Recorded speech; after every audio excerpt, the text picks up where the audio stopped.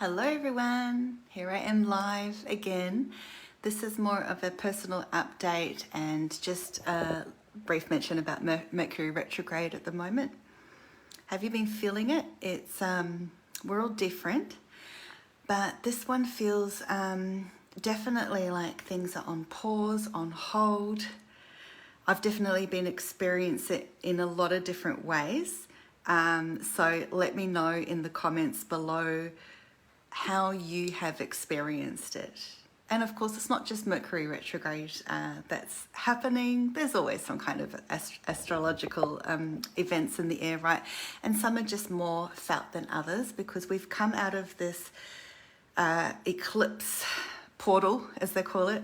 And I really felt that eclipse. There was a particular week there where it was full on, full steam engines ahead, and I was really attuned to that energy, and it was great. I was in like my personal high element. And then after that, it was completely, I went down the spiral, sunk right down. And it was like the opposite. And the very day that Mercury retrograde happened to start, which of course any energy has its positive and negative aspects, right? Before I continue, disclaimer, there are always, two sides of a coin, and there's always a gift in everything, right? So I don't look at it as, oh my God, okay. But yes, a lot of people do struggle sometimes with energies like Mercury retro because the idea is it's sending you back and you want to go forward, and especially if it's a particular time when you want to leap forward, right? So on the first day of Mercury retro, that's when I had this issue on my laptop from that day. So I had just had this awesome week in the energy portal of, as some of you know, I've been wanting to finish and launch my first online course. And it's quite a course. It's not a small one. So it's taken me time for many different reasons. Firstly, it's taken me time to set up my academy, Spiritual Course Academy. I've had to learn so much. Some of you know I get a lot of migraines, so outside of the physical stuff, and family stuff and all of that, there's just been so much to do. So on one hand, I'm actually quite proud of myself. I feel like I've achieved a lot, but it's all behind the scenes. And on the other, I've had a lot of moments of frustration or why can't it be sooner? And I'm an Aries, yeah. So I have learnt the art of patience through spirituality, just naturally come into my own sense of calm and acceptance. But at the same time, it's like, okay. So this first course that I am preparing to launch, and I really only have a little bit more to do with, I've done most of it. So in that eclipse week, I made so many videos, right? Because this course has a lot of videos, has a lot of content. It's 5 modules, and there's meditations in it. It's quite involved, so I was full at it. It was awesome. I loved it. So there was a lot of high energy. That eclipse energy is actually channeled through that course, which is awesome. So it was perfect divine timing in that way. But then I had, on the Mercury Retro day, my laptop, which I'd had an issue previously at another time, the fan blew up on it. So that was another delay. There's things like this that come up, right? Fixed that, whatever, moved on. And then Mercury retrograde, I had this issue where, and you would have all experienced this issue before, when you can't control your cursor with the touchpad. So the touchpad feels all sort of slippery, or like you can't control anything and you can't get the darn cursor. It drives you nuts. And so it had this problem really bad. And so it's so frustrating because you're trying to do something and work on something, and then all of a sudden this happens, and it would be sporadic, but then it just happened too much. And there's times you just can't use it at all, or you can only use it for a really short amount of time, and then it will start doing that thing. And then you've got to you got to drag the thing to close the computer, and it's just like so annoying. And I can't get any basic things done, and I rely on my laptop for so much. So anyway, that started to happen, and I was like, oh, I'm almost done. This is driving me nuts. And then since then, my husband has had some medical issues. So he was driving his work van, and he suddenly felt dizziness, and his heart felt tight and a little bit on his arm, left arm, and he felt like he couldn't drive, which is pretty big for him. Like he wouldn't normally stop or, he's like, guy. So I had to like race over and pick him up and take him to emergency. And so I've been going through a lot of this as well in recent times. So he's been having heart tests and blood tests and for possible, we thought it was a possible heart attack or, and he's getting tested for a stroke and things like that. So in the next while, there's a lot of medical appointments, and we've been to emergency several times and doctors, and it's been like quite a lot to deal with. So that's gotten in the way, and I'm sure you'll all relate at different times when these things come up, whether it's yourself with a medical issue or a loved one, or maybe your children or whatever, and your whole world is upside down. So you can't get basic things done. I couldn't even get my groceries done because at another time where he got these symptoms again and his left arm was limp, I was in the middle of shopping and I had to dump everything and race over and then drive him, and he's not allowed to drive at the moment. So it's like it takes over your whole life, right? And everything changes. So any little bit of time that I had, I tried to go on my laptop, and then I'd have the cursor issue, and I was just like, oh my God, I just give up. So, I've learned over the years that when these kind of things happen, to let go of expectations or things you're trying to do and not push through it. I've really learned it the hard way. And to really go with the flow of where the universe is sending you at that time, even if it feels contra. Because everything might be fighting within you that right now it's go time, and you want to just tick that list. You know how we're just crazy these days. We want to tick that list. And you're like, let's say you've got a list of 10 things and you're up to 8 or 9 and you've just got 1 or 2 more ticks. Dad, I want to tick those boxes. But everything happens for a reason. So you just got to do it one step at a time. We're under a kind of time pump right now too, because in a few weeks' time we actually are going on a family trip overseas to Croatia, where my dad lives, and we're going to spend some time there on a family trip. Excuse me. And this trip was delayed for 2 years due to COVID. So and no refund was possible, blah, blah, blah, blah, blah. So we're sort of like forced to go right now. And also it was a concern because my daughter's in her last year of high school, and it's like the worst time from that perspective. So I have been having to deal with all of that and the teachers, and the kind of chaos that brings, and just kind of settle everything. So, which is typical because right now we're in a 6th year, and 6th year is about, a lot of it is about service and giving to others. And right now I'm in a personal 6th month. So I'm like 6, and I am a 6th life path. So really feeling it. This is when, people need you, and family first, right? So it's how it goes. But some of you might relate also with 6. It's not just about, it can be about your family, but also work, your service out to others, or you might feel like you're pulled in a lot of different directions. So self-care is really important, and looking after your physical health. So I feel like I haven't been able to look after my health as much, or just even do simple things like vacuum. So that can feel even daunting, and then thinking, oh my God, we've got this trip to Europe, and is my husband going to be okay, and what's going on with him? Because we've thought several times he was potentially having a heart attack or an issue, and that was really scary. He hasn't even quite turned 50 yet. So it's like, I was in a bit of a state of mind, and then when you're in that state of mind, you are a bit discombobulated, you're not as connected with spirit, you're not as calm all the time, and you can kind of like just be this hysterical mess. So now I realize, okay, I'm trying to bring back a bit of that, bring back the serenity, which is important. So in recent times, with all this energy that's been sort of, we've gone from this massive intensity of eclipses and then into the Mercury Retrograde, which pulls you back, but it's always for a reason. It's to fine-tune things, or to deal with whatever needs to be dealt. And I feel in this particular case, because of this kind of merging / clashing / kind of dual perspective of the eclipses and the Mercury retrograde, that it's sending the signal of whatever that was still the tail end of that eclipse that was coming up for you still needs to be worked through. So have a think about that as well. Stuff would have been coming up, right? A lot of people were feeling the intensity of it.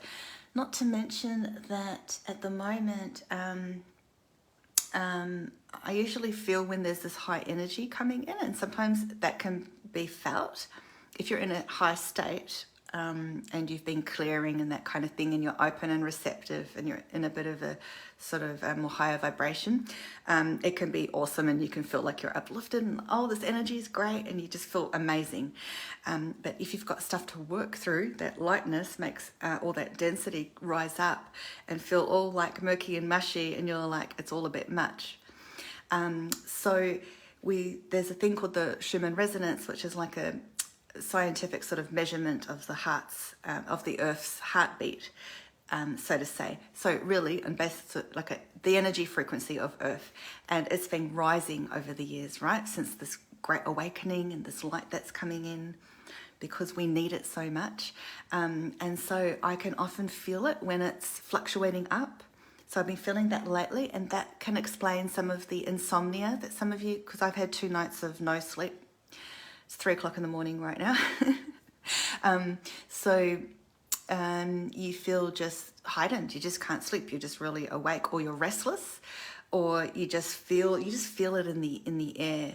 So if it's not the Schumann Resonance having a spike, I'll sense it, because I'll talk about that in another video, but I can feel or sense or see the spikes in my mind's eye, but also just feel that energy that it's happening, because you can feel the shift, the difference.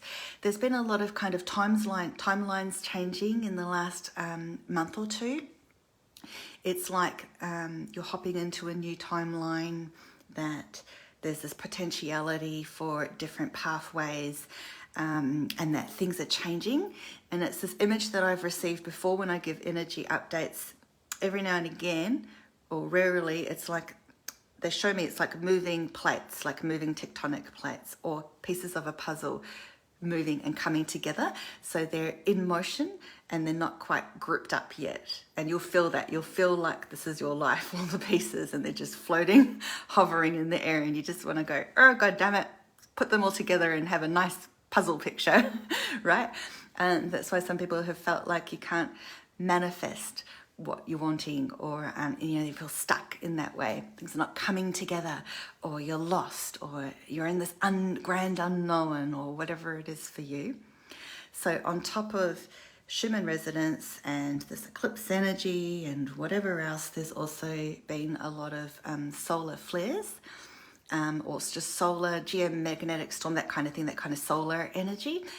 Solar flashes, and this brings in light, but at the same time, the solar activity, this is where you can feel actually things like a bit of fluttering in the heart, but also tiredness and that restlessness and the sleep disruptions and a whole host of symptoms. I've written an article on it, so I might pop it under the video, or you can just find it on my website. So just know that, there's a lot of this going on behind the scenes, and you as the energy sensitive can feel this sometimes, and you might not always understand it, and that's okay. That can be frustrating at times, because you feel like what the heck, or you have moments of, I can't do this anymore. But there's something in us that keeps going. It's like we have this inner flame, and that inner flame is our truth. Right? So you feel that? It's the inner truth of who we are, and it tells us what we're here for. And it's not that we all have to understand. I think that term life purpose or soul purpose has been sort of a bit overinflated, that some people are like, what's my life purpose? God damn it, just tell me what it is. I don't believe that it's a word or a phrase. I believe that it can also change and evolve over time. You definitely have a purpose to be here. We all do, but it's very personal to us and our life mission as a whole, what we offer vibrationally, what we send out to others whether it's directly through our families or further out in the world. Work, community, others, friends, and out it goes in the service and work fields of what you do. And as you awaken and change, because we're in such a different time right now, we're in a time of this whole great awakening thing, right, which has been happening. I mean, really, especially since 2012, but there was also, this was also going on before that. We're just in a it's like we're in a different world. We really are.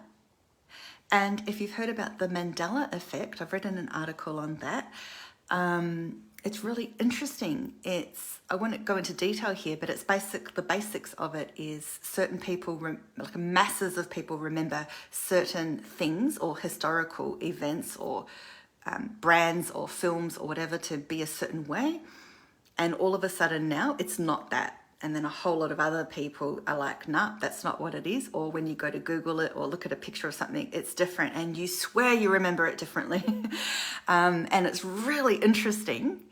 And there's no questions about it. This is happening. And I used to, on my Facebook page, sometimes do fun stuff where I'd post up a picture and like, which one do you remember? And people would freak out. No, it was definitely this one, not that one. So it can be a fun game to play. Maybe we'll do it sometime in the group. So much is changing. So much is happening behind the scenes. And so I do want to say, obviously this video is just organically going wherever it needs to go. I didn't expect to be doing so much of an energy update, but this is where it's leading into. Okay, so I mentioned the sixes before that we're in the 6th year. There's been this date that was actually being brought to my consciousness for 2 or 3 years now, and that is the 6th of June coming up in this year, 2022, because that will be 6-6. And then 2022 is a 6th year because 2 + 2 + 2, which brings you 3 6s. And no panic, anybody. Every number has if you want to just break it down to simple facts, the good and the bad, or two sides of the coin, challenges versus opportunities, that kind of thing. So, yeah, it was brought to my mind, and I felt that it's possible that some kind of, and don't stress or worry, but it's possible that some kind of negative event or intention will be manifested in or around this time. Or if we don't see that, and at the moment, obviously war is a thing, and so much other things going on. And actually they're bringing to my mind that whole baby formula thing. I have thoughts on that, but I won't go into that right now. But it's possible that if we're not seeing a particular event clearly, the other side of the message is, what does it mean spiritually on a higher level? The same numbers, right? So for example, the number 1, let's just say a more challenging aspect of number 1 is if you're like a 1 person or you're in a 1 year, you can feel really alone because you're 1. Right? This is just the challenging aspect. And then a higher version or potentiality there is that as new beginnings, you're inspired, right? So see how it goes. So for the number 6 on its own, a more challenging aspect is getting drained because you're helping everybody, for example.